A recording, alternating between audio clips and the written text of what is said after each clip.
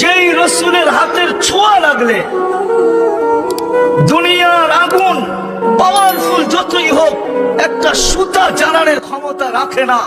আবু তালেবকে আল্লাহ রসুল নিজের হাতে কবরে রাখতেছিলেন আর চিৎকার দিয়া বলতেছিলেন, আম্মি আম্মি মা তারাক্তালি সাবিলা, চাচা আপনার ঋণ শোধ করতে পারলাম না, আপনি আমার জন্য শোধ করার কোন রাস্তা রাখলেন না। বলছিলাম কলেমা পড়েন, পড়লেন না। বলছিলাম ঠোঁট হেলান, হেলাইলেন না। যদি চুপও থাকতেন তো কিছু একটা করার সুযোগ ছিল। আপনি তো মৃত্যু লগ্নে একটা চিৎকার দিয়া মক্কাবাসীকে শোনায়া দিলেন, আলা মিল্লাতি আব্দুল মুত্তালিব। আব্দুল মুত্তালিবের মিল্লতের উপরে, ধর্মের উপরে আমি চলে যেতেছি। সত্য এটাই। কয়দিন আল্লাহর থেকে দূরে থাকা, আল্লাহর থেকে যে দূরে, আমি তো একটা দিয়ে আপনাদেরকে প্রমাণ দিলাম যে 5 ওয়াক্ত নামাজ মাত্র 1 ঘন্টার জন্য আল্লাহ ডাকে।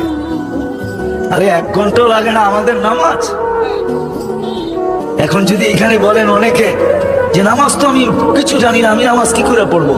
এই উম্মতের জন্যই আল্লাহ করছেন, কিচ্ছু পড়তে হবে না। ইফআলু কামা ফাআলাল ইমাম, ইমাম যেমন করে তুমি এমন করতে থাকো। ইমাম তোমার সব পড়া ইমামের পড়া হয়ে যাবে।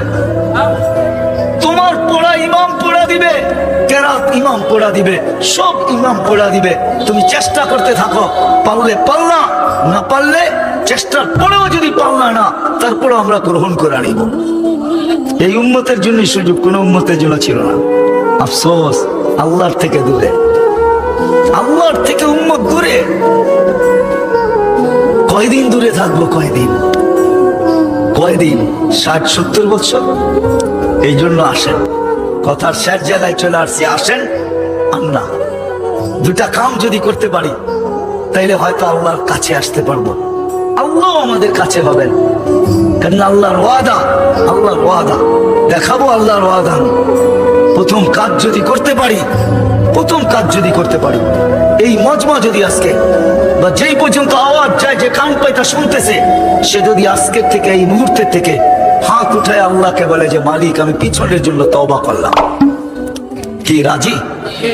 কে কে রাজি দেখি যে আমি তওবা করলাম? বলেন মুখে, মনের ঠিক আছে তওবা করলাম, আল্লাহ কবুল করুক। এতটুকুই যথেষ্ট। কারণ আল্লাহ ওয়াদা করতেছে, ফাইন তাবু ফানা হাবিবু। তুমি ইউটার্ন নিতে দেরি, ঘুরেই দেখবে আমি বন্ধু হিসাবে দাঁড়ায় আছি।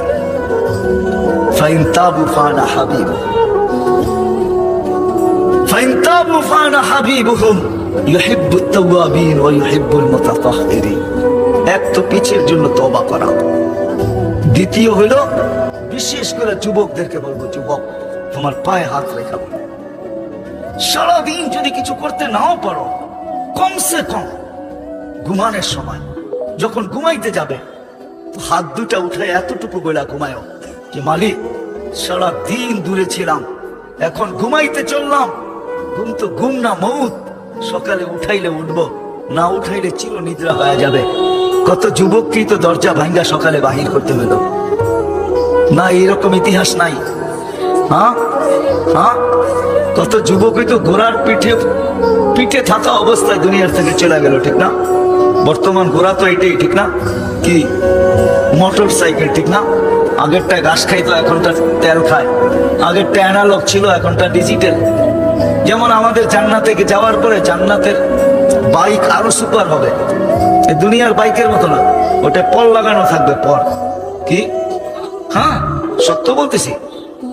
আল্লাহ রসুল জিজ্ঞাসা করছে, মা তাস্তাহি আনফুসুকুম। আল্লাহ রসুলকে সাহাবা জিজ্ঞাসা করছে, জান্নাতে ঘোড়া থাকবে?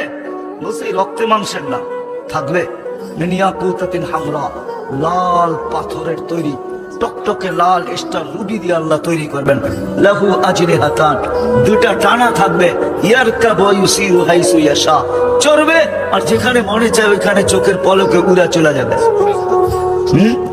যুবকরা ভালো মতে শুনো কিন্তু, যেমন তোমরা বাইকে উঠলে বুঝ থাকে না, আর পিছে যদি কেউ বসা থাকে তাহলে তো ফুল চার্জ, ঠিক না?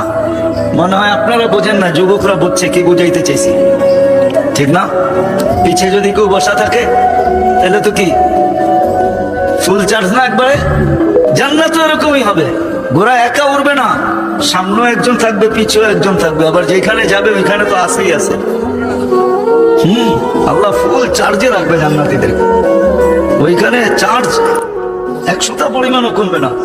এই জন্যই তো হাদিসে বলে কুওয়াতু মিয়াতু রাজুল, 100 পুরুষের যৌবন শক্তি দিবে।